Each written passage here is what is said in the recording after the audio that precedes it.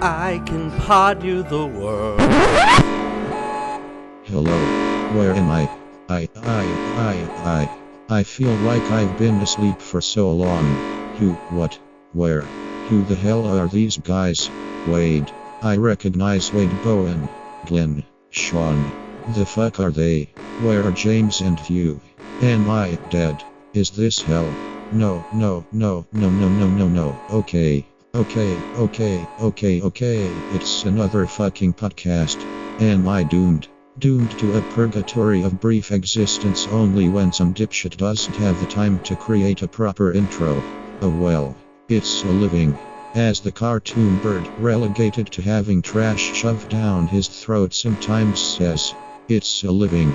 But what kind of living is this? Nobody is getting paid here. I don't even know what to call this podcast. I'm evidently only introducing. Fuck it, here we go. All right. Hey everybody. Oh shit, there's some pregame stuff we could have done. My name is Wade Bowen, and with me is Glen Hall. Hi. And Sean Parada. What's up? Oh yeah. Oh, I guess this is I had an idea. Okay. My Starfleet Academia.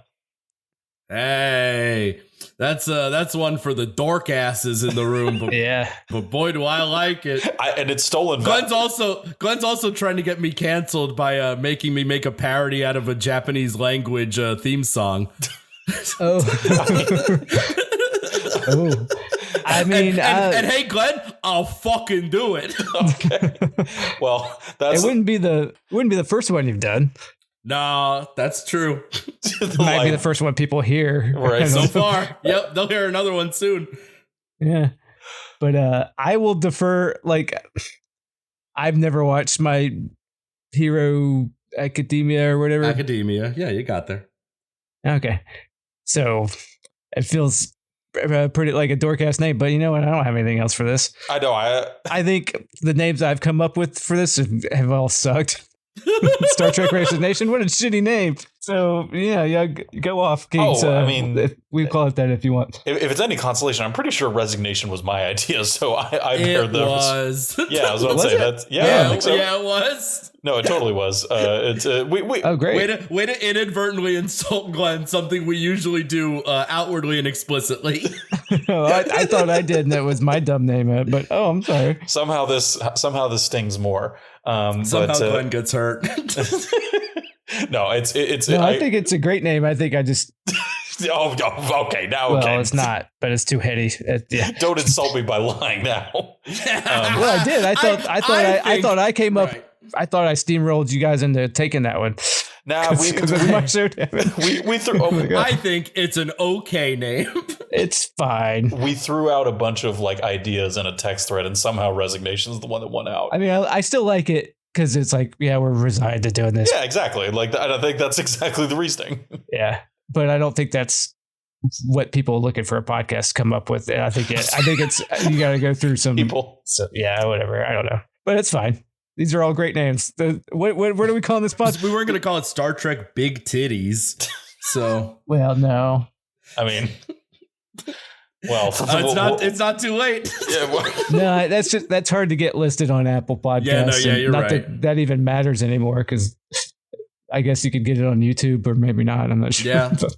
Yeah. When are we going to start filming this podcast like every other fucking podcast? Yeah, right. Evan and I did video of Two Bros One Piece. I'm not plugging it yet. I don't know when it's coming out, but nice. We did one. Okay. And we did video. God damn it! It'll be on YouTube. I dig it, but yeah. So we can absolutely use my Starfleet Academia as a placeholder until we think of something better. I think it's good. Hey, Sean liked it. I don't have an opinion.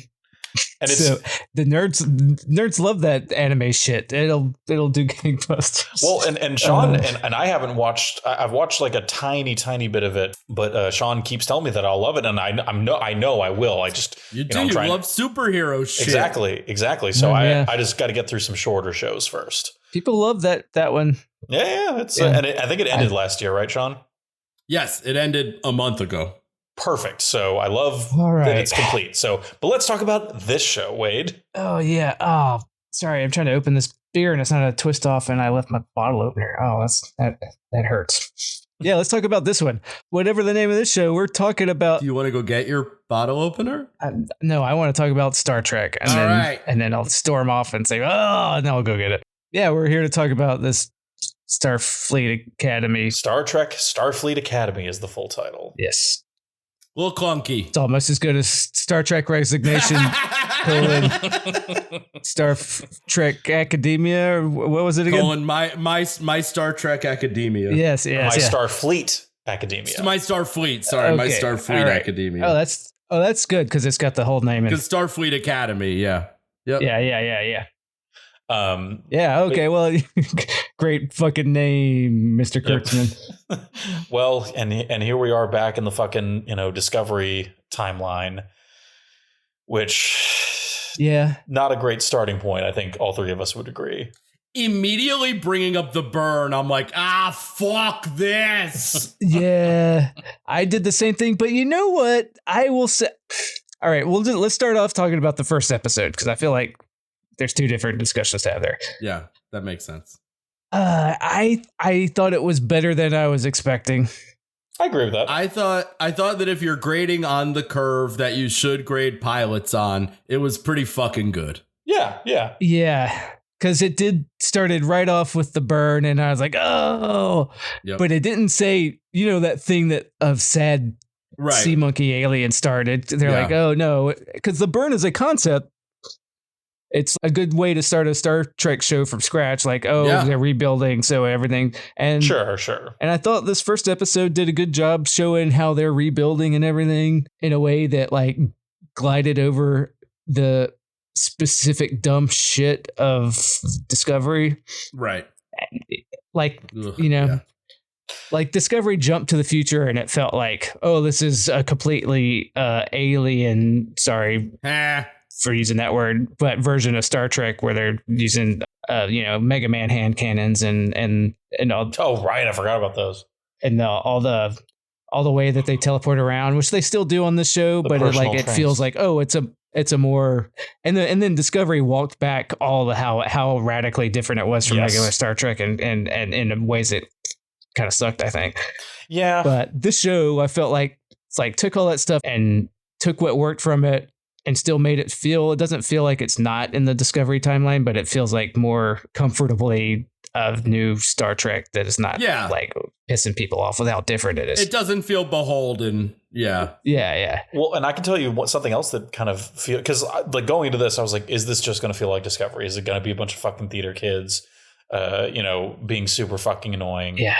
And there's a little. There's some of that. But it at least kind of feels a little more true to kind of the spirit of everything because it is a school. They're in school. Exactly. Yeah. They're students. Yeah. They're 18. Yeah. And to me, it actually does. Lines form on my face and hair. I'm sorry. I'm 8. Yeah. No, I liked it. Yeah. I'm sorry. I was going to say, I think I think the challenge. Don't bring it back. That was a karaoke song. Remember for a little bit. So I think the challenge that kind of really began with Discovery was how do you bring like a Trek TV show into the modern like media landscape?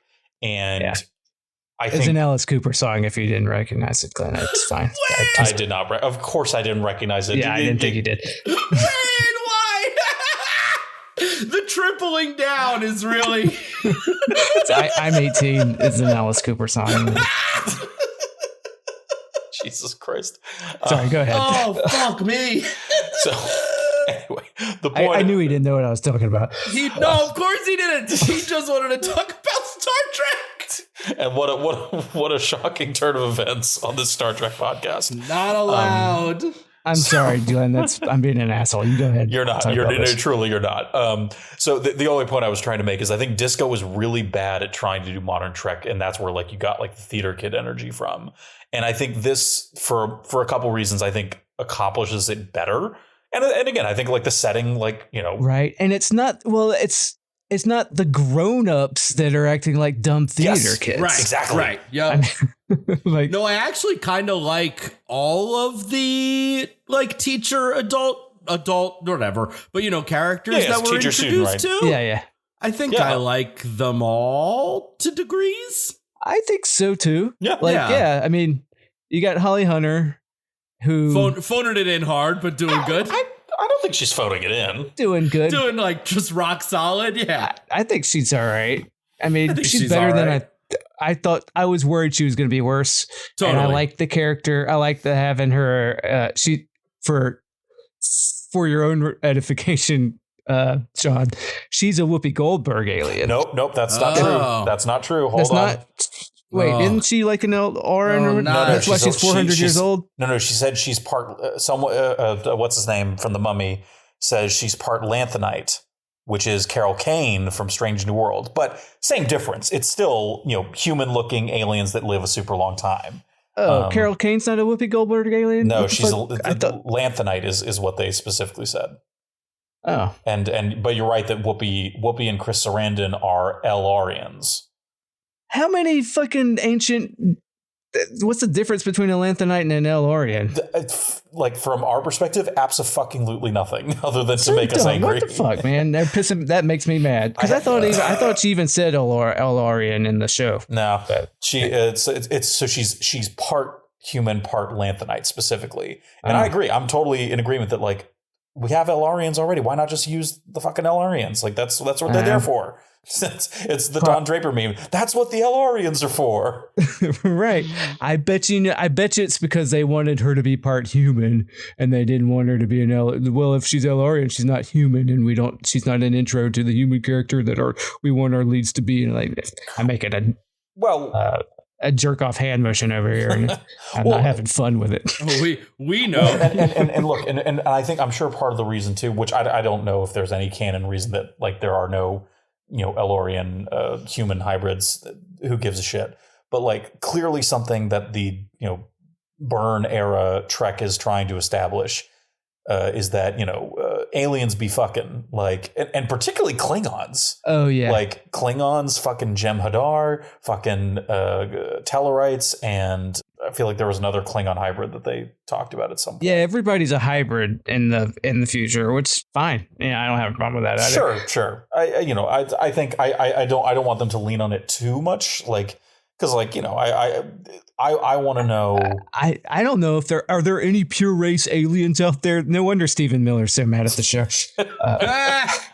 Jesus Christ! And they've got a fucking red phone to air those grievances. I guarantee you. Yeah, well, they did. Did you see that? He's making dumb Twitter posts about it. Oh, is it? Oh, wait. Oh, I thought you were joking. Oh shit, he really is talking about. Oh, Jesus Christ. No, it made the fucking news for some reason because he posted a clip of our girl, the Klingon Jem'Hadar. Hell yeah. And he posted like, isn't this disgusting? Because she's not a skinny woman. And then there's like another not skinny Starfleet officer that walks up, like looks like a kind of a butch lesbian kind of thing. And so Stephen Miller's like, this is crazy. Starfleet people used to be hot. They need to get William Shatner needs to be given control of Star Trek.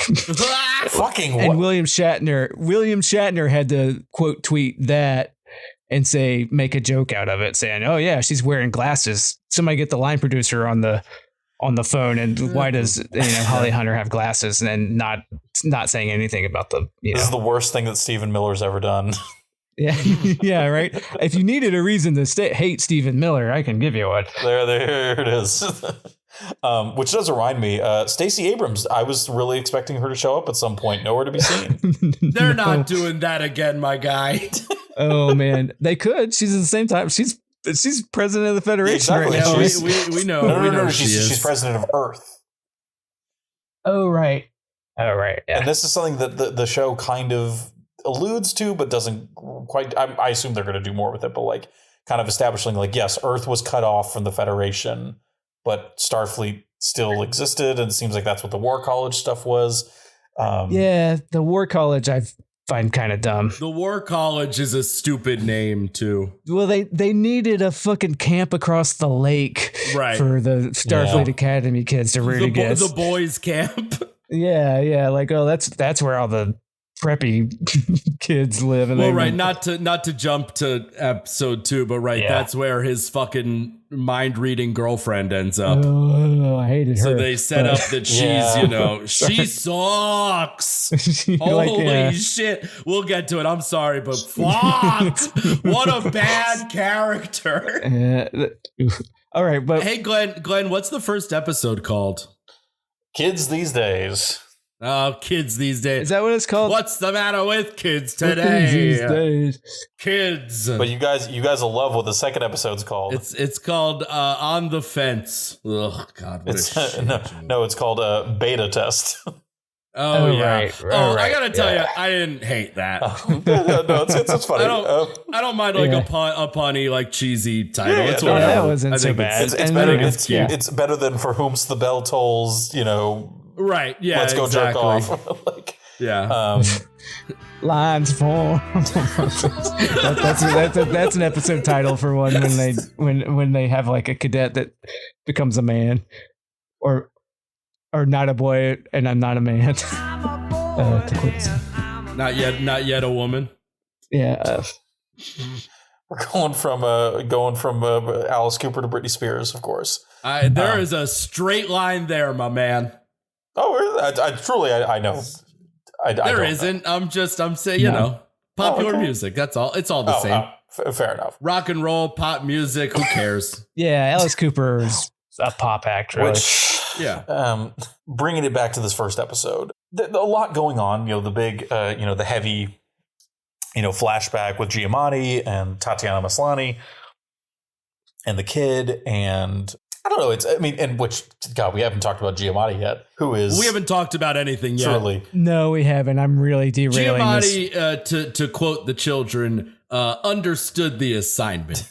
He is putting some mustard on the sandwich, and I'm completely in favor of it. And I don't know. Wade, you're not into it? I think he's doing fine with what the direction he was given. I think from just producer and a writing standpoint, I think it's a shitty way to approach that character, because he's just a raving bad guy frothing at the mouth like I'm evil. Yes. Well, whereas like the whole point, like, yeah, so Tatiana Maslany, it was like they were starving in the burn. Sorry to jump on it. They were starving in the burn. She did what she had to do to feed her son, and that's why she's got to go to jail.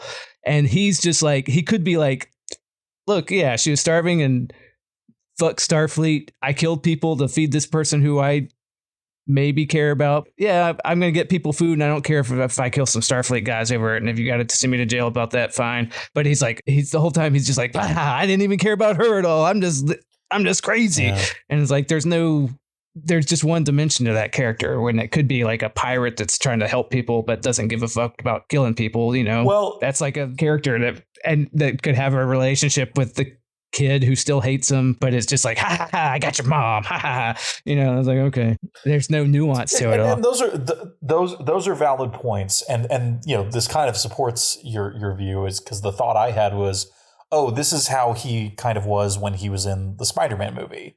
Like when he was the Rhino, where he was just like, oh, great, I get to play a bad guy. I'm going to like really kind of let loose and, not, bring the, what I think, the Paul Giamatti, I think we all can agree, like one of our truly great actors. Yeah, he's going to bring the sauce. Yeah, absolutely. Yeah. And like, I think the jury is technically out on whether he is truly bringing the sauce.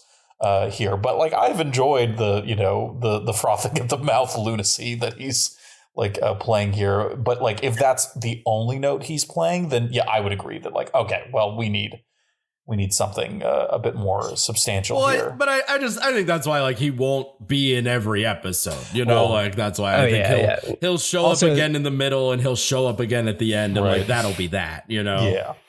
And because also they don't want to pay his rates to have him in every episode. Well, yes, they're not paying Paul Giamatti, for a full season. I was thinking about that. They're already paying Holly Hunter. They can't afford both of them. That's crazy. Yeah, I can't imagine what they're paying Holly Hunter to be in a full season. I mean, so from what research I've done on, tiny bit of research, I should say, on all of this, it seems like Holly Hunter was pretty enthusiastic about doing this. Like, she sounds like she's. Well, I'm sure she grew up watching Star Trek. Right. Yeah. It was a big get when they got Whoopi to. Yeah, and maybe that's and she was like, I will take a pay cut to be on Star Trek because I think it's important, And Holly Hunter probably took a small pay cut, Small. She's on a streaming show, not a network show, so it's gonna. And she's probably making less than she normally would to make on a right. Yeah. But I'm sure that she's probably getting paid more than anybody else. Yes, that is a safe assumption. Yeah. I'd hope so. If she's making the fucking streaming rates that the rest of them are, yikes. Then we're really in trouble. Yeah. But bringing it back to just kind of generally what's going on in this first episode. We talked before we started recording about how fucking angry we were about, this pilot is at an hour 15. The second episode's an hour long. God damn it, we used to be a real country where episodes of TV were 42 minutes. Right. I'm totally fine with a long pilot. I don't care. I'm with you on the pilot. You can do whatever. I'd rather it be an hour. I don't need a full half hour added to the runtime, but I'm very light on the pilot because they have so much work to do. Yeah. Right. And Star Trek pilots usually were two-parters a lot of the time. So yeah, they just cut that work. DS9 was a two-parter, and I think Voyager's was too. And then they aired them as two episodes when they aired them and all. But the premiere was was an event and it was longer, and that's fine. Yeah. I have no problem with the first episode's length, and it didn't feel as long to me. No, it didn't. But that second one felt like it took fucking forever. Brutal. Yeah, that one. And that's really where my anger is concentrated. Because that first episode, you guys are right that they had a lot to do, and I think they accomplished a lot of what they needed to. I agree. Yeah, I thought they did a remarkably good job of doing this Discovery era show and still making it feel like Star Trek, and also stating the events that would make a good show, to redux of Star Trek. It's they're all working to rebuild after this cataclysm, and it's a little bit different than the Star Trek but also feels familiar, but then you understand why they're rebuilding, and that's why the aliens that are in different circumstances than from TNG era and stuff. Yeah. And it all mostly works. Yeah. And then they do that song at the end of it. Okay, so we and then it's it was almost as bad as Stacey Abrams showing up. Pretty rough. But it wasn't good. Sean, another thing we were talking about before recording, I think, Sean, you are right that it was Rufus Wainwright, where I thought it was the guy from Muse. Which I never would have thought that they sounded similar at all, but they do. They have that kind of same I can see it. Yeah, kind of not whiny is maybe a little an unkind way of framing it. Yeah, but accurate. But yeah, well, anyway, but yes, that fucking song, that needle drop was. It's really rough. A wild ride. Yeah. Yes. They're on the nose, man. They're on the nose, and I'm not so mad about that because I know what Star Trek is, but I didn't love it. Yeah, and I don't know. It's really they've put more effort into kind of connecting this even stylistically to kind of classic Trek, and the fact that they got I keep forgetting that Robert Picardo is on the show as the Doctor. Which is, a pretty big... Picard is on the show? Picardo. I liked him too. And, he's good. And they dropped a few references to the fucking Prodigy cartoon, which I thought was oh, that's wild. I didn't expect him to do that. Oh, yeah. Because the thing alien was on there. And yeah. But I think Picardo even references some of the characters' names at one point, because there's yes he does. I haven't watched the second season of that on Netflix, but it's basically a Voyager sequel. So yes. It's like I started it. I need to finish it, but it absolutely is, because like they're with Janeway, they're looking for Chakotay. Yeah, I am sure that Picardo shows up at some point. And I do need to. I stand by it. Like, you got to fill out your spreadsheet, man. And truly, like that's the come on, Glenn. There's Star Trek out there. We're gonna need a status report here. You know, well, not today. I was going to do a very very brief one and say that there is a gap in the spreadsheet that will forever haunt me, and that is the very short treks which are not canon but no longer accessible on Paramount Plus. Oh no! I'm sure they're on YouTube, which I just have been too lazy to actually. Find them. I watched some of them. They're not good. They're better than some of those short treks, but they're trying to do Adult Swim shit with Star Trek. Right. That kind of stoner, animated stuff. And anyway, weird. But at the moment, that is one that I cannot officially access. But man, that hologram chick sucks. Oh, I did hate her too. What an annoying character. Okay, I'm gonna be the heel here. Insane. This is insane. Exactly what you're going to say is the craziest fucking thing I've ever heard. Let him say it. I might hear him out. Yeah, let him speak. Hear me out. Let me speak. That's what you meant to say. Yes, him being not me, but you. Yes, exactly. So hear me out though. I agree that on the surface, this character is extremely obnoxious, and the performance is extremely obnoxious. However, I am receptive to the argument that like that's kind of on purpose, not kind of explicitly on purpose. Before Sean kneels at you, I'm going to say I agree. I think I agree also. The problem is that I have to watch a television show and she's on the screen. She is hard to stomach sometimes. Right. And then they do the explanation of like why she's like, and it made me almost start to like her. Oh, she's supposed to be annoying, and then she has a whole thing like, but I'm a hologram, and he's a hero to the hologram because if you've got a spreadsheet, and we know that you watch Voyager, you know that like he's the progenitor of all the hologram people, basically. That was weird that like that they kind of had relatively little knowledge of each other, or rather, he had little knowledge of like where she came from. Because like he would essentially be like, he clocked her. Yeah, he clocked her. It's not that he doesn't know anything about it. He's just like, right. He doesn't want anything to do with them. Which I thought he doesn't want like the hero worship. He's funny. He doesn't want the hero. And it's been like 500 years, and now he's like, look, I've got my own stuff. I don't need, and she's annoying. She is very annoying. Even he knows in universe that she sucks. And it was a funny thing where like, why am I like this? And like, well, because you're 17. You're programmed to be 17, and that's why you're annoying. Let me say something damning, and that is that I like all of the details of that character. I don't even hate the writing of that character. Her performance is unforgivable. I would not use the word.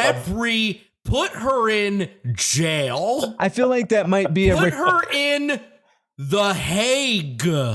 I think we're going to have similar feelings, or I do, about various castings in this series as it goes along. Well, it's rough, like when we get to the second episode. I feel like, I don't know. I feel like we're doing Saved by the Bell. Like, I feel like we're doing like, she's fucking Screech, man. Like, I can't watch this shit. Well, and look, I think I'm aligned with you on this. Like, I think I know. I'm just being nicer about it. No, like at first I was like, I fucking hate her, and then they did the whole thing like, oh, I'm a hologram too. And I was like, oh, I see why she's so annoying. I get her. Nope, but I still fucking hate. But like, I still can't take it. But I still have to put my eyes and ears on the fucking television show. Now, I'm curious what y'all's thoughts are on the Klingon. I'm just glad Stephen Miller didn't post about her, because I didn't want to like. I would hate to have to defend her because I don't want to. I don't like her either, but for different, correct reasons. So, what do we think about the Klingon guy? I like the Klingon. He's similar to. I like him too. I like the idea of the character a lot. I like the idea of the voice is a little jarring. Yes, I kind of had the same thought of like it doesn't seem to match the body. No, and it feels like like Worf talked in a gruff kind of way, but it was like right. It feels like it's. I mean, I imagine it has to be the same actor making his voices, but it looks almost like it sounds like ADR. It doesn't look like it because it matches it syncs up and everything. But like, it sounds like he is trying to mimic Michael Dorn. Yeah, he's totally trying to mimic Michael Dorn, but the voice doesn't sound like it should come from his body. It's like, whoa, did they do an effect on that? But that also, like, to me, there's a small chance that there's like some intentionality there, and which would be kind of clever of like, well, this is a Klingon who wants to be a doctor. Like, that in and of itself is kind of a discordant thing. And so I don't think it's that deep, but like, again, I might be doing the work for them of like, oh, well, that might be kind of why he seems kind of, there's a little uncanny element because he is such a strange, specimen from the Klingon perspective. Right. Yeah. I like the concept behind that character a lot. And because I don't know if I hate the performer or I don't hate any of these performers. No, Jesus, Wade. Yeah, come on. We don't hate the people. We might hate the performance. No, maybe not. But like, I don't even know if I hate the performance. Yeah. I can't quite, but like, there's something off. I think I need to see more. I don't know. Yeah. It was just, it's making me do a lot of work to figure out if I like these people or not. Well, look, and part of this is like starting a new show where it's like, you kind of sometimes it's like totally. Yeah, but ideally you just like the characters. Like, I like the idea behind that character. I like that, but then but the way that they're casting it and the way that they're amping certain parts of the concept of that character seem jarring to me in ways that they don't need to. Yeah, guys, we gotta address the elephant in the room. Oh dear. Caleb is bad too. Yeah, I think he's probably my least favorite of the he's of the not main cast. Good. He's the most boring actor. These child actors, not in the traditional term, whatever, the actors playing the students are almost all terrible. Yeah. The one bad girl he wants to fuck, she's fine. She's like better. I think she's doing an easier archetype. Yeah, she's okay. He seemed, again, I had to do a lot of figuring out. Like, I think he's fine. I don't know, man. It's rough. It didn't bother me so much other than like, he's the same archetype as Michael Burnham, right? Really, that they're doing it over again. Like, he's a misfit, and they're just like, we're going to put you in here because you've got talent, but like, he gets put in jail in the first 20 minutes of the thing. It's like, wait, didn't you just do this with Discovery and fail at it? He's not. I'll tell you what I like about him, and it's that he's fucking yoked. Yeah, he is. Yeah, he's cut, man. Dude's cut. That guy. There's no. Glenn, his shoulders are the size of your head. Yeah, he is jacked. He is on steroids, a lot of them, and I love it. There's not enough jacked dudes in Star Trek. Well, let's acknowledge that even in the future, muscles are still awesome. All right? Well, but it's also a utopia in which the goal is to avoid conflict. So it also makes sense that the norm would not be, for, warrior's build. Right. Yes, but Starfleet, it has combat training and gets into fights all the time. Right. Some of those dudes should be kind of yoked. So they are. Yeah. And I will say this. Part of this is that I don't think the guy's terribly believable as like, this hardened, orphan, turned criminal. No. He looks like a, model turned actor, and his acting kind of. Giving him when he goes through like the thing that makes him look like Starfleet presentable was not helpful. No. He looks like an American Eagle ad. Like, well, they're racist totally now. But it's not good. But just going down the list of the main cast, what do we think of the Jem'Hadar? Sean, that's the spiky headed lady. She's half Klingon too, but she's like, because she's got hair. That's the only thing. Right. And Klingons have hair again now. Thank God. They don't. Who's I don't remember who's that. She was like the drill sergeant. the lizard lady. Isn't that she's great. I love her. Yeah. She's awesome. I like her a lot. I liked her. Yeah, she's great when she's on like the operating table. She's awesome. Her introduction is great. I buy all of that. Her as like the drill sergeant type, making him do push-ups, telling the Klingon guy to put his bag on his back. All fantastic. All exactly what I want, which is the kids not talking and the adults telling them to do things. Well, and just from like a lore perspective, Wade mentioned she's part Klingon. And what about from a data perspective? That was a Star Trek joke. I am floored by the fact that Sean remembers this. Like, yeah, right. I think the fact that there's a character named Data who's a robot is fine. I think the fact that he has an evil brother named Lore is the craziest thing that has ever been put to paper. Well, they were wild in the 90s. They were, yeah. They really were. That Data and Lore will never leave my brain because it's cuckoo for Cocoa Puffs. I think you described it exactly that way. I'm sure I have, because that is not my opinion. That's the objective description of that choice.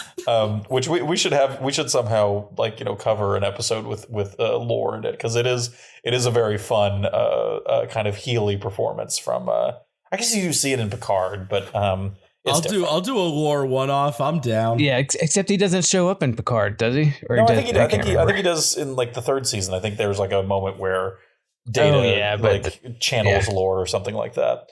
But what were we talking about with this show? Jem'Hadar. I'm really sorry. So from a lore perspective, that drill sergeant character is interesting because Jem'Hadar, it's a thing from DS9. They're like these genetically fabricated. They're There's no ladies. Yes, because they're cloned and created. They're created by the founders. I think they're designed to be like asexual. Yeah, basically they're grown in vats. Basically, gotta tell you, way less into her now. But Sean, it's been like 500 years, so everybody can fuck whoever, and exactly. We're so back. All right. Yeah, we're so back. We're so back, and her mere existence suggests that oh no, they found a way to fuck. All right, awesome. Oh yeah, sold. Her dad's a Jem'Hadar and her mom was a Klingon. Is that what she says? I believe that is what I believe, because she says her house name too at her very introduction. Okay, sorry. Right. So she is the result of traditional childbirth. That's yes. I guess they don't say it outright, but it is pretty implied. Right. I would not pick up on that, but Star Trek fans would. Yes, definitely. Okay.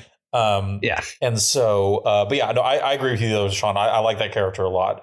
What did we think of the dean, the digital dean of students making all the announcements? Stephen Colbert. Okay, that's kind of what I was like testing. Where I was like, did we? Oh, was that Colbert? Yeah, I didn't look it up, but it sounds. I think it may exactly have been like him. No, it is. He talked about it on the show. And I forgot about it. And the first announcement he makes is like something like it making a hangry joke. It is, yeah. I was like, oh god, they're doing a fucking hangry. And then I realized because I saw him in the credits, and I was like, where the fuck was he? I was like, okay, that makes sense now. That's funny.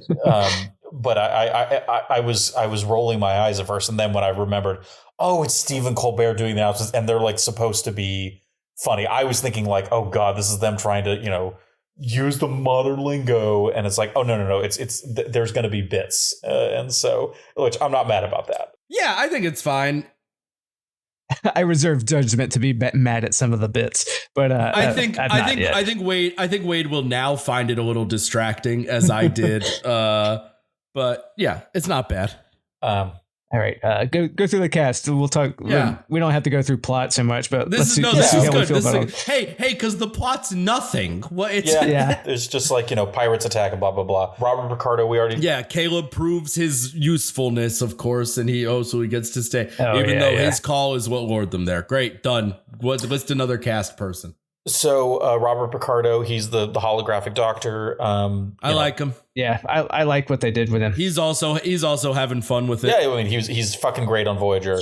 Yeah. Oh, so that's why. Okay, right. So obviously I didn't know that character is from Voyager. So when he says like I had a thing implanted so I would age. Okay, great. Yep, fine. exactly. Yep. Cool. Yeah, was that on Voyager? I don't think so. I don't think He so.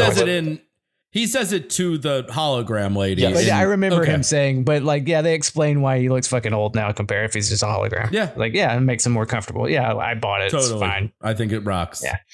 He's the doctor in Voyager. That's like so he's the emergency medical hologram. Okay. And it's just this whole kind of he's like one of the best characters on Voyager. Oh, easily. And like it's the reason like he's been in a ton of other maybe not a ton, but like he's been in like a lot of other like Trek stuff. Sure. Oh yeah, he makes us not doing Trek shit and going to conventions. Like, good, yeah. great. He's in. Why be on one of these fucking things if you're not going to make the rest of your life off of it? You know? Yeah. And he gets to be in Coen Brothers movies every now and or he's in one. Yeah. He works. He gets to work, so you know he's a good. That's a great thing to be in. If you're an actor in Hollywood. Well, he's got a real, I don't know what he looked like before, but he's got a real character actor ass look. He's always like that. Yeah. He's a Leonard Nimoy type in that regard where it's like he's just always looked, you know. Right. He's got a lot of face. He had less lines on his face and hands before, but they formed, you know. Like as they are wont to do. Wade, god damn it. But going down the rest of the cast, Tig is evidently a regular. Sure. So we'll be seeing more of her. I'm never mad to see Tig. No. Nope, she's doing her thing. Tig dressing down an 18-year-old, always fun. Great. Yeah. Could watch that all day. Fantastic. Yep. You're right, Tig. He does suck. Right. Yeah, he does. Tig knows. But then she gives him his props at the end when he saves the day. Because he's a fucking hero. Because he earned it. We've already talked about we hate the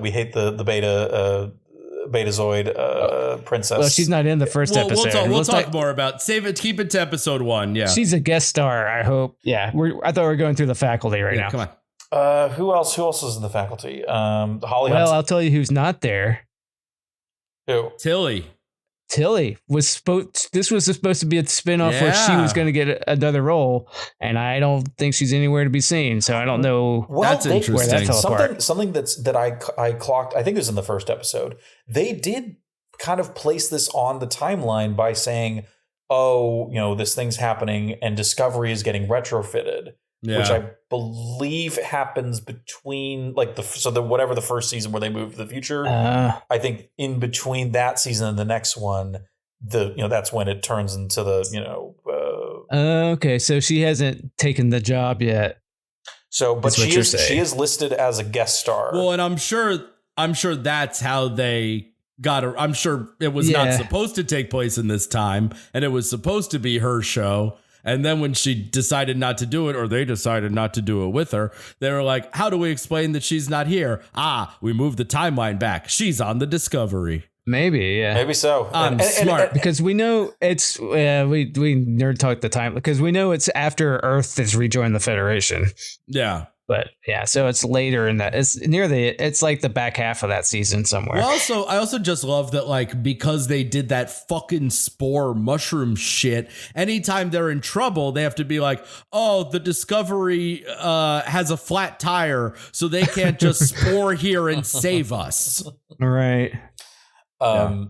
Which I'm reading through the cast list, and you know who else is on this episode? Wade, you may not know who this guy is, but I think Sean does. Brian David Gilbert. Name's familiar. He was like a Polygon contributor. He does like I like BDG. Yeah, exactly. Who the fuck is he? He's the voice of one of the like cleaning robots, like the the vaguely one of the bits they put in the back of every scene that nobody ever notices because it's on a green screen. Right. So he there's a lot of that. Holly Hunter did name those robots. So he is. I couldn't tell you which one, but evidently he's the voice of one of them. So that's fun. Good for him. I like him. Yeah, no, I had the same thought. I'm like, hey, good for him. He was a good Polygon contributor back when that was a real website, an actual job, and not a clickbait ad farm. I still go to it on occasion, but yeah, it's a pale shade of what it once was. Yeah. But they've also just fired a bunch of people that I really like, so it's like, yeah, well, that's what they do. What the fuck am I doing giving them my ad? They fired a lot of people I really liked a long time ago, and I stopped then. Yeah, I should have done the same. It's a real fucking McElroy breeding ground too. Oh no. Yeah, they were big early there. That's not a bad thing in my view, but I sense we're not on the same page on that one. I like them, and they're exhausting. That's both can be true. Yeah, yes, I've tired of them in a lot of ways. I can't say that it would be hypocritical to, I used to, but like, I don't know, they're hard to take sometimes. Yeah, I engaged in McElroy. Yeah, I engaged in all that content for a while, and pretty quickly was like, oh my God. Yeah. Is there any other gear? There isn't? All right, I'm out. I admire their commitment to the I'm leaving the adventure zone. I can't take it. Yeah, no, this is not the zone for me. I listened to the whole first, whatever, that whole art. I listened to it. Yeah. And then they started another, another game, another thing. And I'm like, hey, I'm not going to do this. I even started listening to some. I was like, oh, God, I just got more. I started it, yeah. So just bringing us back to the two more people in the main cast that we haven't. This isn't a McElroy hate podcast. No. Yeah, there's plenty. Good. That's not what I want to be. Because we could keep going. We could, but we shouldn't. I wouldn't feel good about myself. I couldn't remember this guy's fucking name if you put a gun to my head, but the Keonian, the guy that goes out onto the hull of the ship. Oh, I don't like him. He's annoying. Yeah, I don't like him either. The preppy guy. Yeah, exactly. Which talking about he has to roommate with, right? And talk about the preppy camp across the lake. He's that fucking energy to a T. He's my dad is a blah blah blah. Yeah, and then like but they're gonna be. Yeah, I mean, if they really wanted to, impress me, they'd have them fuck at some point. Yeah, they go heated rivalry with it, right? Yeah, that's there you go. I'm your third. Yeah. Yeah, like I was like, they have to share a room. Like I don't want, but just open with them daisy chaining each other. If we're gonna talk in slash fiction tropes, there you go. I'm gonna tell you right now. I know, right? Like making him live with the bully. That's like a trope. That's a thing. I think they're absolutely courting the fucking fanfic writers. Oh, 100%. They know that they need something to do. They need those fans engaged, and they're like, "Here, we're gonna lay it right out for you." Well, yeah. That was the other interesting thing I'm discovering in my research here is that Tawny Newsome is in the writer's room for this, or at least she has a writing credit on at least one episode this season. But I'm assuming that there's a room for this, and so the reason it comes to mind is that she's absolutely going to be aware of that kind of dynamic. So it seems plausible that they're doing that. So I'm agreement. Yeah. But and then we already talked about the other girl, Genesis in episode 2. Yeah. Or no, not the Betazoid. The bad, not the the bad girl. It's okay. Yeah, the Veronica, and then season 2 we get a Betty. Hey Glenn, you can say bad girl. It's okay. Well, I hesitate because I'm like, is that actually an accurate description? I guess she is like the closest thing to a bad girl in the dynamics of the cast. Glenn, she says it's hard to fuck if you have a roommate. Yeah, Glenn, she's a bad girl. All right, well, fair enough. I guess I forgot about that. So hey, Glenn, I stand that's corrected. Okay. Her dad is like an important person or so. I don't know. Yeah, like an admiral, I think. Yeah, she's rebelling, and she's like, "Hey, make sure you don't fuck anybody within the first 6 months." 6 months. Oh, that's right. Yeah. She does say, "Okay, man, I'm boy, do I have egg on my face." Hey, I gotta tell you, I ain't waiting 6 months. I'm gonna dick down that rock alien, man. I'm gonna fuck somebody. All right.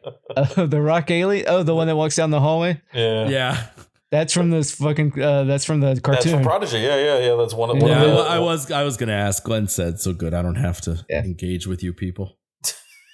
Not that it matters. I think, well, it doesn't matter what gender. The Raquelian's a girl in the cartoon. The one in Academy is male. They say something that indicates that. So, hey guys, famously bisexual. All right. I mumbled to myself, well, it doesn't really matter, does it? Yeah. It okay. Yeah. Notable bisexual podcaster Sean Parada. All right. That's how your Wikipedia page opens. That's how my Wikipedia. It will now. Sean Parada is a notable bisexual Star Trek podcaster. God, that's so fucking funny. All right. Who else you got? I do want to talk about Holly Hunter. I love Holly Hunter. Sure. I don't think she's phoning it in. I think she's doing a good job. I like how she's doing a good job of bringing her own kind of spin on a captain. I agree. I like that she sits bisexually in that chair. Well, and that's exactly what I wanted to talk about. So I love her performance. Yeah. I love her. And actually, I've actually met her once through my job, and she was. Well, come on! Like, was she wearing shoes? She was wearing shoes. I don't like that. I don't like that either. I don't like that either. Put shoes on. Get that shit out of here. Not just for my own, aversions of contamination or what have you, but also because she was quoting a lot of like bullshit, Instagram maha like horse shit. Yeah, that was weird. That was very weird. When I gotta tell you, I'm a bit of a Tarantino, as you guys might know, and even I'm like, what a surprise! Put them footsies in the barn, man. Piggies in the barn, okay? Let's go, lock them up. If she said, because she says like, I signed the waivers and blah blah blah. If she had said, well, look, this is this is the year, whatever, start date, whatever. Like we have, debris clearing lasers on every possible surface I would ever put my feet on. Right, sure. And there's no, risk. If just like kind of hand waving it all away, I'd be more receptive to that. But instead, like going off of this again, like I feel like I was watching some like anti-vax yoga influencer talk about, raw milk. Yeah.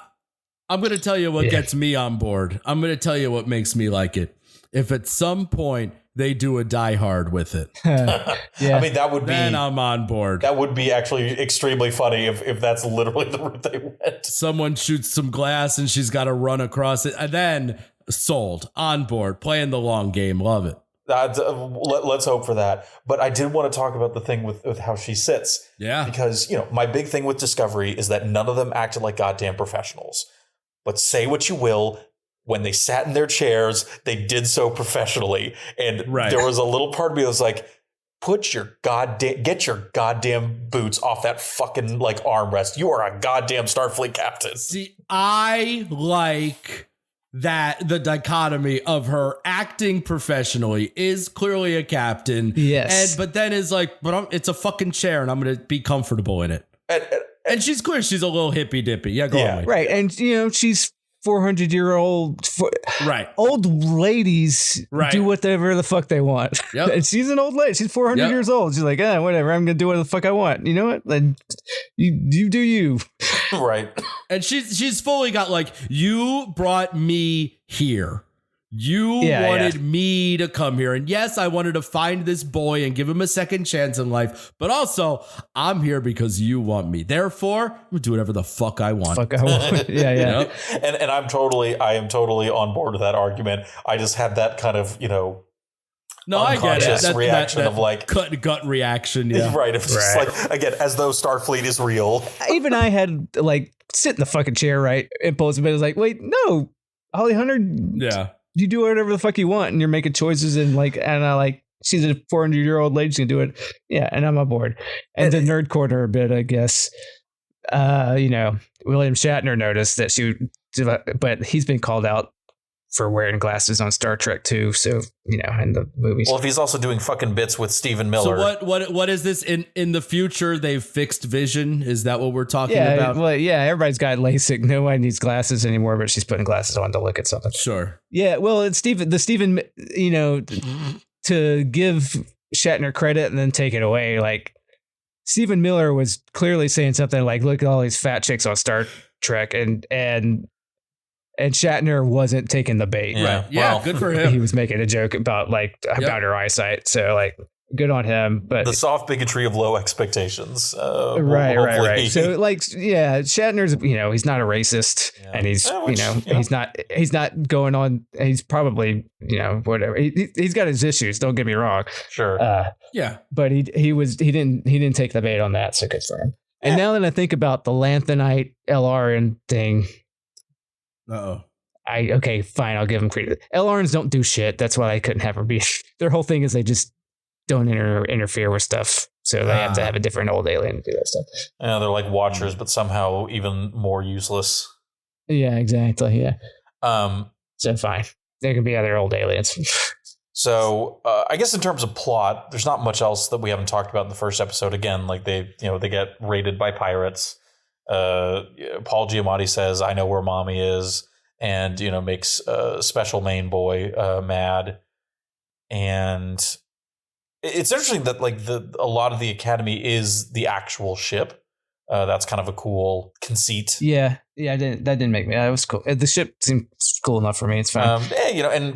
So I guess, is there anything about the first episode that left y'all want to talk about? I feel like we've kind of covered a lot of ground.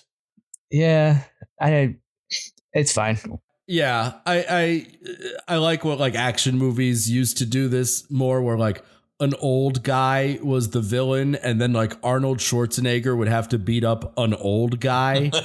And I thought they like pretty convincingly sold that like Giamatti's guy is like, no, he's like a pirate. He's out there. Like he's an active like villain. He'd be able to fight this like young and he's also kid, who does like physically get the better of him for the most part. Yeah. So, well, he also, he during the fight, he says, this is why you don't pick a fight with a Klingonite, I think is the portmanteau that he uses.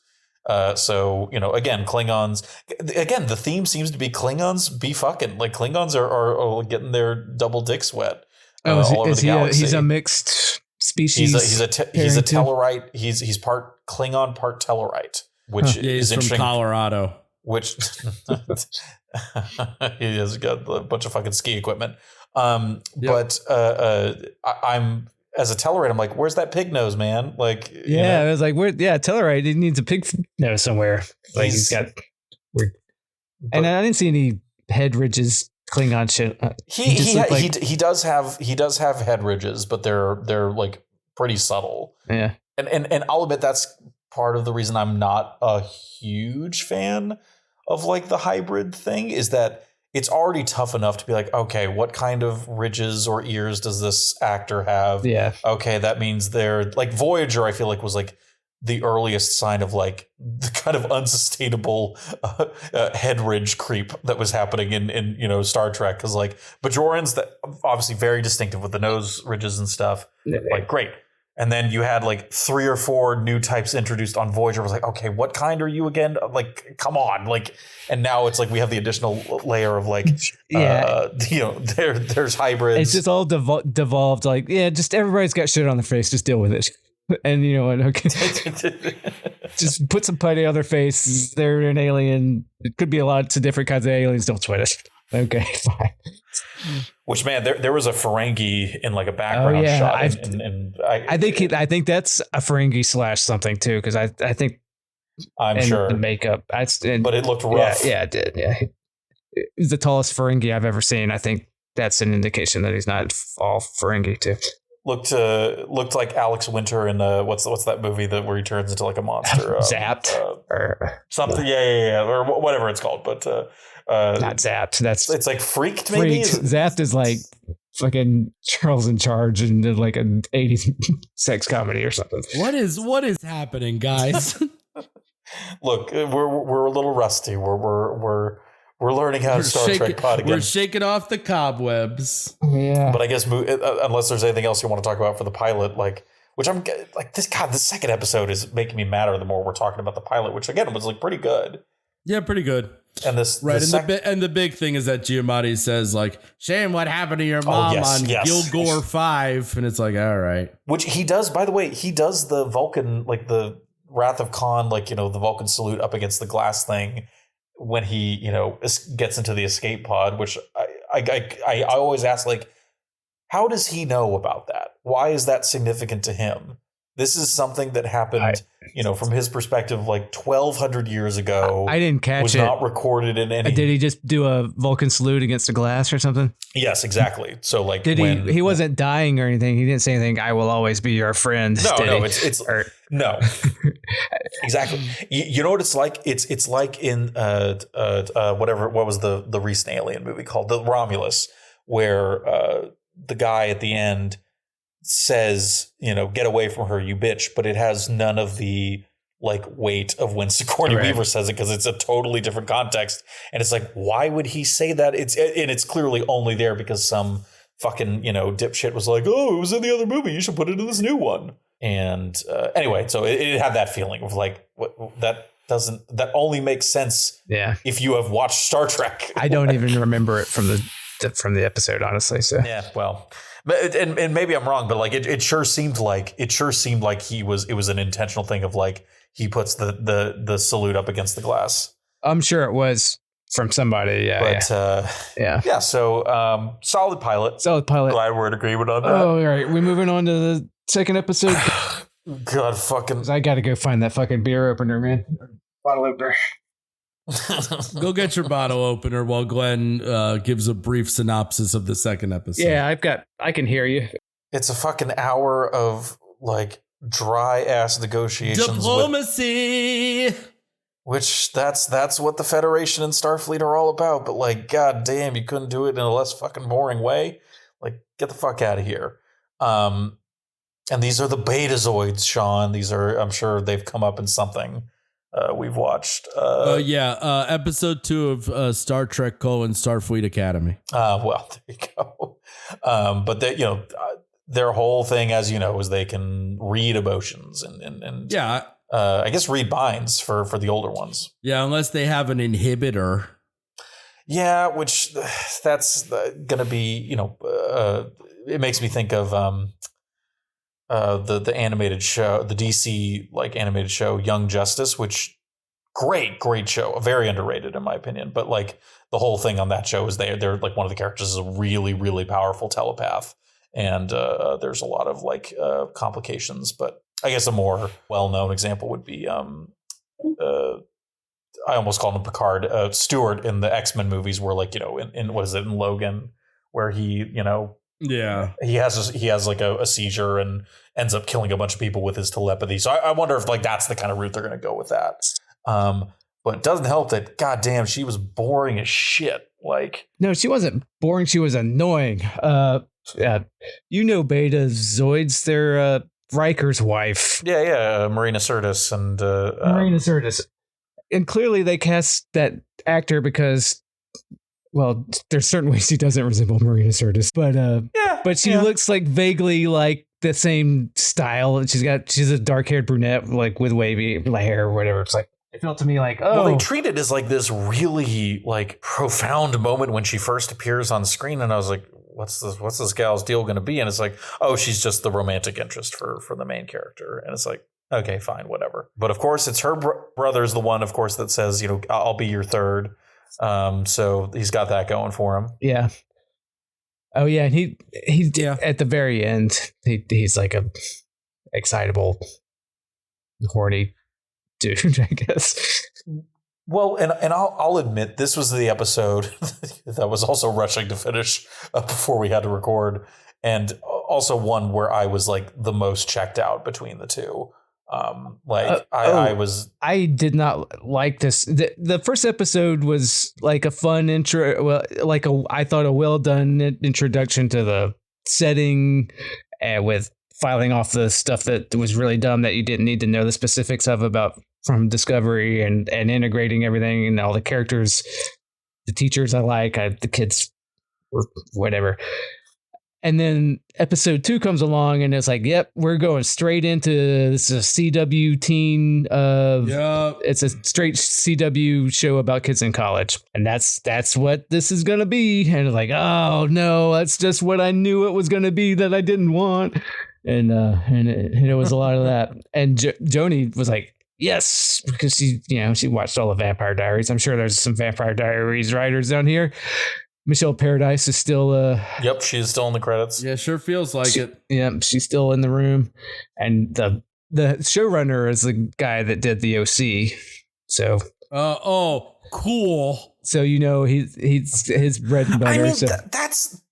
that's not necessarily a bad thing. Like I don't think that's like a horrible look. It is. If this is the kind of show you want to make, then getting the guy from the OC is the guy to do it. Right. Yeah, exactly. That's kind of. But don't make this show because it's not good show.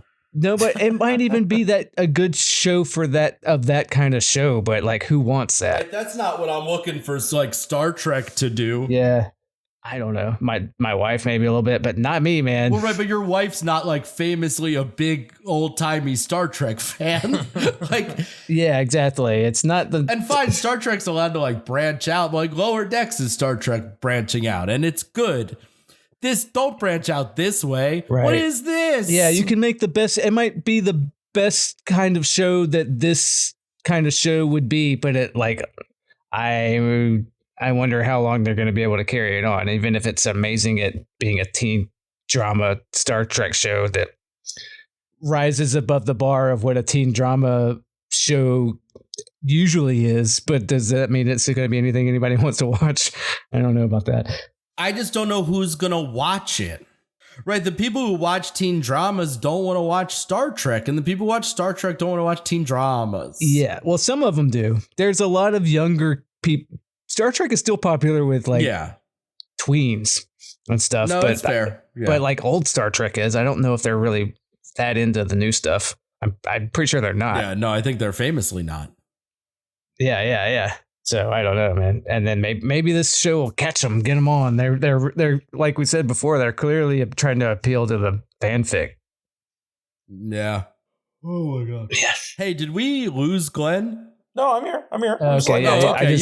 You haven't interrupted us for a while, so I felt like you might have been gone. Oh, fuck you. No, I heard him yawn just then, so I clearly he's still engaged. Oh, right. Hey, wait, that was me. Oh, shit. Okay. Yeah, I yawned. Big old yawn. I expect it from. Goddamn right, I'm tired. Glenn's tired too. Yeah. Did you know he has a baby? Oh, okay. All right. No idea, motherfuckers. Yeah, Glenn, you're also like never obligated to let me come to your house when I inform you that I'm coming to your house. You have a baby. You can always be like, no, don't do that. So we'll talk about Thursday tomorrow. Okay. I was about to say, I don't think during the record is when we can. No, we shouldn't talk about it more. But I just thought about it, So no, it's just Sean's way of telling you he's on his way. He's recording from the car. Yeah. I'm on the PATH train right now. So if I'm going in and out, that's why. I'll be there at midnight. Jesus Christ! Yeah, you wake this baby up. PATH train's pretty good. Let's you out at 33rd, so you can just hop on the end right there at Herald Square. Shoot right up. Yeah, well, just know that if you wake this baby up, I will kill you. You should. I don't blame you. Yeah, I mean, and you'd be in your right. Yeah. Yep. All right, so that Betazoid chick sucks shit. She's another bad actress in like a boring. That's a casting problem right there. That's a big casting problem. Because I don't like any of these kids. No, me neither. I think most.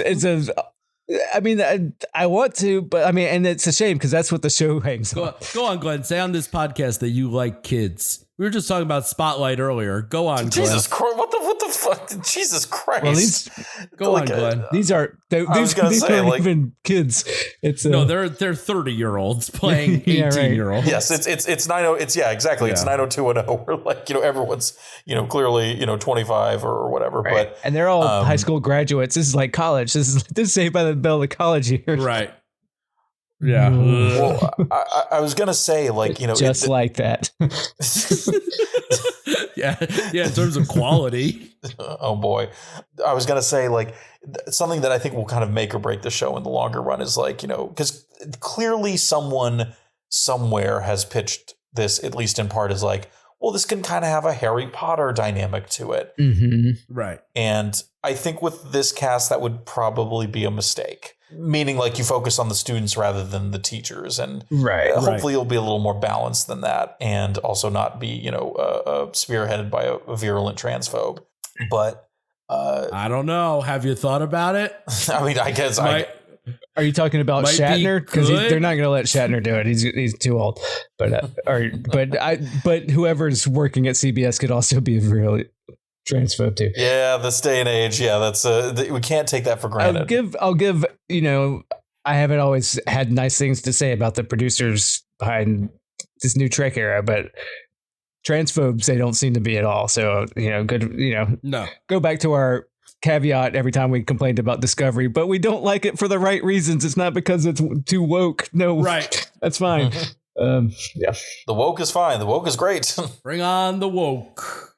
I will say there's stuff I liked about this second episode. A lot of the world building and the stuff about where the Federation is and how they're moving forward. I actually like the idea behind that Beta Z has been behind this psychic wall and isolationist, and they're not the Betazoids that from TNG. They're all isolationist and everything. I like that just fine. Yeah, they did feel pretty different. And then they end up moving the capital of the Federation to Beta Z or whatever. Like, you know what?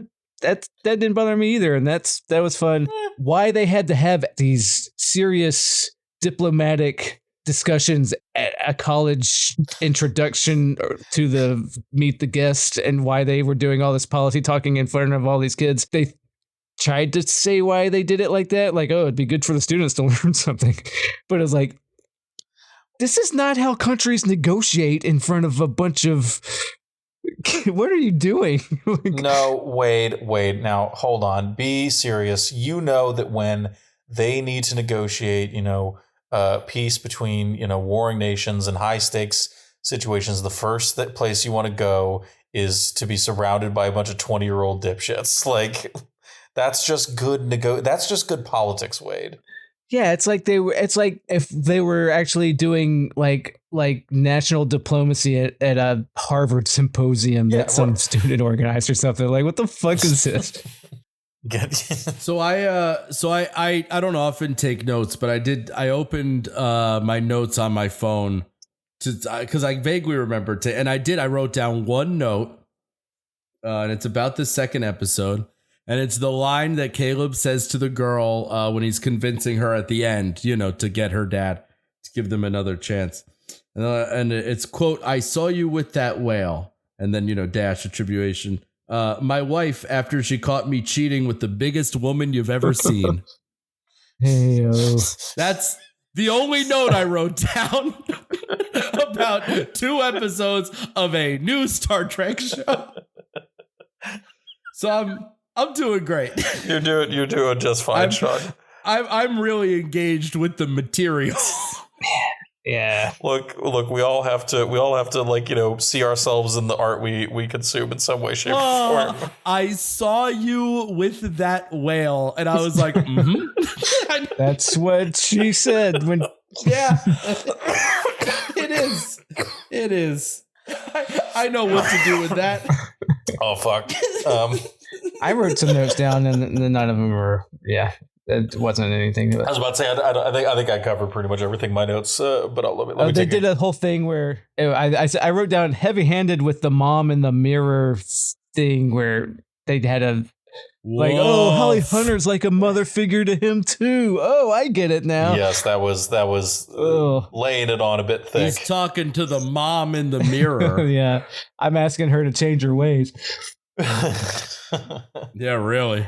I'm asking and then the dead. She has a dead son, so that's just like, you didn't have to do that. It always pisses me off. Now, when it's like, throw in the trauma. That's why they act this way. Right. I hate it when they do. Hey, man, can't she just care about the fact that she did a bad thing? Yeah. Which there is she doesn't need a dead son to care about another son figure. Yeah. Which I do appreciate that kind of moral clarity angle. Like that feels kind of getting back to classic Trek, where it's like, no, this was objectively wrong. like this was unethical, and we're going to set this right because it's the right thing to do. Yeah. Wade, one thing I wanted to ask you, this is totally random, but there was a sign for the I think it was on Bajor for the Boothby Memorial Park. Yes. Who is that? That's something, isn't it? It must be. It is, and I don't remember. I'm gonna look it up while we're talking. Boothby. Was that the name? That wasn't on Bajor. That was in San Francisco. It's on right. It was on the grounds. Boothby, was that the gardener that they all talked to, like Picard? That's who it was, right? Yes, that's who it was. Yes, Boothby. Hold on, I'm gonna verify this, but I think you're right. Boothby. Yeah, he wasn't a real instructor, but everybody went to him with their problems, and Picard, and that they'd make anecdotes about him. Yeah, that's right. Yes. Because it's the episode with what's his name getting in trouble, and does he appear? Yes, you see him. Okay, hold on. I'm sorry. Of course, they can't help themselves. So he appears in TNG. He meets up with Picard at one point, but I think his most notable appearance is that one of the, what is it, species, whatever number, blah, blah, blah, in Voyager, like the ones that go up against the Borg. Oh, yeah. I think the leader of those aliens appears as Boothby. Oh, yeah, that makes sense. And then, he talks to Crusher, to Wesley. Yes. Okay. I zoned out for a while. You guys are still saying Boothby, huh? Yeah, Boothby this. Yes, Boothby. All right, continue. I'm just glad I knew that off the dome without having to go to Memory Alpha. And I'm on Memory Alpha now, and so yes. So yeah, I mean, to get any details, you'd have to be. Yeah. Species 8472. Yeah. In Voyager, they establish a training facility where they're all pretending to be human, and they for some reason have information about like Starfleet Academy and then like the whole thing, and so their leader is like his replicant is Boothby. Well, we got to the bottom of it. Yeah. Anyway, sorry, that was a long road. Yeah, yes, that was a long road, but like I knew it was like it was just like needling at me. I'm like, this is something, and I just couldn't remember who it was. Well, we did it. We did it. Team. I don't know. What else do we have to say about that second episode other than I didn't like the switch in direction of it. I mean, I knew that's and we find you've got the location of Goja 5. Thank fucking there's no reason that episode had to be an hour long. Like None of the shit they did in that episode was anything other than CW drama shit. Like that 42 minutes, man. You can do that 44 tops easily. Why what are we doing here? I do not need that much time with that Beta Z ingenue actor, man. She drove me crazy. Not in a good way. You're like, oh man, and I feel bad because it's all the actor. Like the writing was what it was. It wasn't blowing me away, but I just found that actor just unwatchable. That's not unfair, honestly. But yeah, I got nothing else to say about that second episode other than hopefully. No, I'm sort of unenthusiastic about that second episode, and it's got my energy a little bit low. Like that episode was real low energy. Jeb. Yep. That thing. Yep. I will not clap. So the third episode will be the real test of okay, do they actually have something that we can work with here? I mean, yeah, watching it, I was like, I do feel like an asshole. Like it wasn't as bad as I thought it was going to be. And the stuff I'm railing against is not that it's bad. It's mostly that I don't want this. Yeah. Like the actor, she wasn't doing an unbelievable job. I just did not care for it at all. And her delivery, her voice. You didn't care for it because it was a bad performance by a bad actress. I guess. Yeah. Yeah. But it was but I blame the casting more than anything else. So yeah, it's not her fault. Yeah. I think she'd be great in a Dove soap commercial. I liked her outfit when she her second outfit. What was that one? Oh yeah, the red one. Yeah, the red number. Oof, yeah. I'm into that. I'm not mad about it. It looked nice. Did it have a low cut something? It had not a lot going on at all. It was cut everywhere. Okay, yeah. Yeah, kind of. There was midriff and top, and yeah, I mean, she has no titties. Something they put Marina Sirtis in the first few seasons of TNG. Oh, there you go. That's funny. Yeah, and there's like little things like, oh, in on Beta Z we have our weddings naked, and he's like, what? Why? He's like, okay, and he's like, that sounds uncomfortable. They had a lot of those in jokes, but it was like that's like the lore drops seemed they weren't just like, hey, look at this. I felt more natural, and they I'll give them credit for that. Like, like it was a funny off little joke she made, but it was based on like, things that we know about their society and everything. And it wasn't like a lot of the gags they put in these like effects that nobody sees. They just throw a person walking by to say, hey, look at that. Right. They do that a lot. And there's a lot of stuff, and overall with this, a lot of these Star Trek stuff where the effects that they add in and post don't match up with what's going on necessarily, or it's somebody looking at something and then it's clear they didn't try to match anything up. Right. Like at one point when they're traveling, she says max impulse. Oh yeah. And then it's like they're not moving at all. Like, okay, come on, man. That's drop out of warp at max impulse, and then they drop out and the ship's stationary. Yep, it's like no. Yeah, and it's like they just stop. No, that's on the post team, and like, all right, and the director, I guess, but 100%. Yeah, the ship's got to just be moving. That's it. Yeah. They said go as fast as you can without going in warp, and they just stop. Yeah, well. Yep. They do that a lot. They did that in Discovery with shit, and that's just like because they're shooting on green screen and being sloppy about it, and they don't care. Yeah. Trying to cut costs. Yeah. Well, all right. I want to go to bed. How do we wrap this up? I mean, look, I'm cautiously optimistic about where this is going. I was dreading watching this, and now I'm like, okay, like I'll give it. I would guess I'll keep giving it more shots. Yeah. I was dreading it too, and it was better executed than I thought it was going to be. Agreed. Which is also almost in some ways less fun to talk about. Yeah. Yeah. Well, I mean, I suspect it will not be like Lower Decks where we're just like, yeah, I really like this. Well, it's already not. And like we already spent most of this time complaining about it. But being vaguely positive about the first episode. I'm vaguely positive. Yeah. It was a strong pilot. Like it gives a lot of reason for hope. Pilot was strong, I thought. Pilot positive. Yeah. Are you going to? And then they did what? Brutal. Yeah. With Rufus Wainwright, just like Shrek, have Rufus covered an old song. Like, make sure you wear some flowers in your hair. Shut up. I can't believe that's accurate, but it absolutely had the energy of a Shrek. Well, yeah, it's like when he covered Hallelujah in the first Shrek. Yeah, Hallelujah. Why is Hallelujah in Shrek? It's the craziest thing I've ever seen. I mean, yeah. I just love that Hallelujah became like, a religious rite. Like they love that song. It's like, it's about getting head. That's so funny. Yeah. Yeah. but like, oh no, it's about my relationship with the Lord. Like, okay. All right. Yeah. All right. Yeah. Well, Father, if the Lord fucking sucks your cock. If the Lord's that lady ghost in Ghostbusters going down on Aykroyd. Like, what are you talking about, man? I don't know. Come on, Sean, give us a third one. Yeah, it's a shame they couldn't do that. It's a shame they couldn't end an episode with a song about Leonard Cohen getting head from. I wish, man. from Janis Joplin, right? Yeah. Yep. Oh man. Hey man, that's the dream. Yep. What a note to end on. But I got nothing else. There's no status report. Fuck you. No.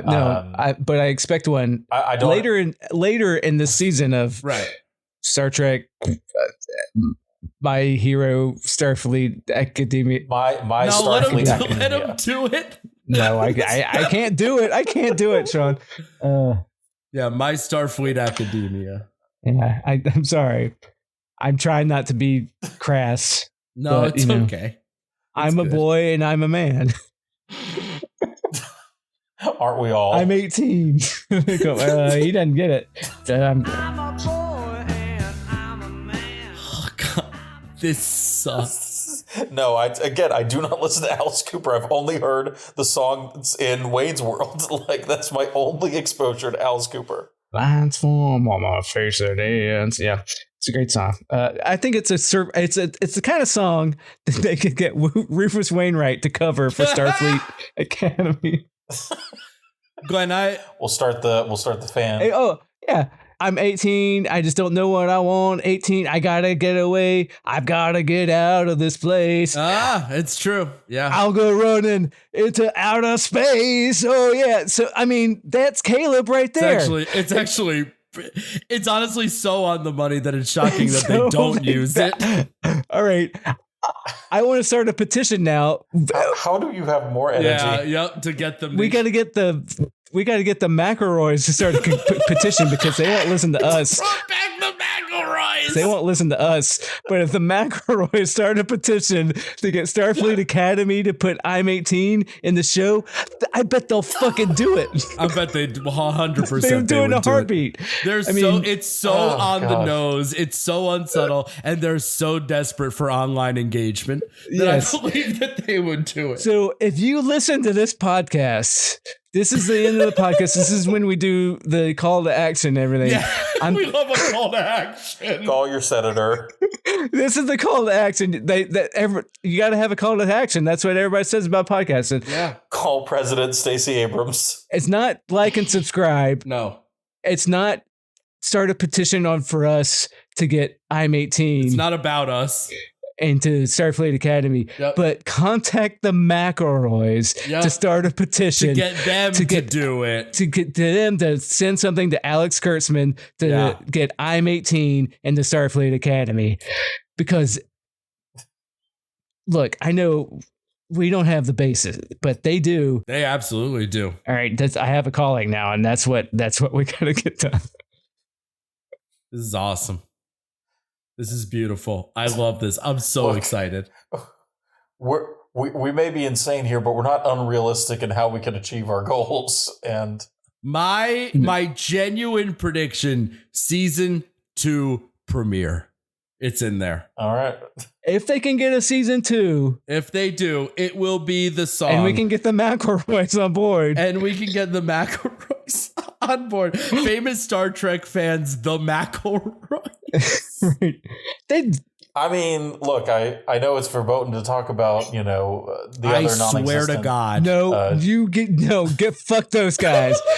I'm just saying. Do not get the greatest gin. Was people. One of them on there? Do not start a petition. One of them show up on there. Do not. Whatever you do, anybody that listens to this, I guarantee, if I will curse you. Curse menu. With I will get some witches to curse you if you get the greatest gin to get a petition to get Alex Kurtzman to put in this. Do not get them involved. You can get the McElroys. Yes. They've got good track. They got into Trolls. They can make it happen. That's true. And I forgot they did that. If I hear that any listeners, if I hear anybody trying to get the greatest gin to get I'm 18 onto Starfleet Academy, I will lose my shit. I will seek you out and we're going to have words. I will care about you people for the first time in my time recording this podcast, and it will be because you are the subject of my ire. Right. Nobody talked to Ben Harrison, who was, me and him, the other Star Trek podcaster from Greenpoint. The only other. That's so funny. Oh shit! I didn't know. They started. They were. They lived in. He's an LA guy now because of course he is, and he left Greenpoint to move to LA, and I moved to Philly. But I don't want to hear anything about anybody contacting Ben Harrison or anybody else about starting a petition to get I'm 18 featured in the Starfleet Academy. It's the McElroys. That's the only accepted. So tired. When Wade gets hot, I get so happy. It's really my favorite shit in the world.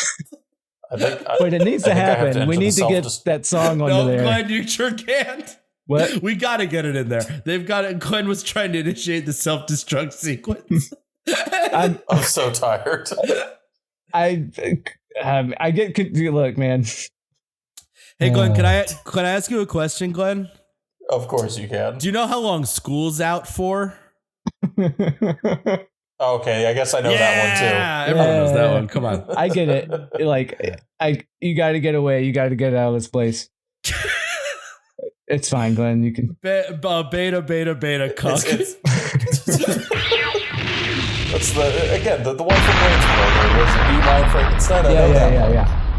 Milwaukee. I know exactly. I know he knows the original pronunciation of Milwaukee. Right.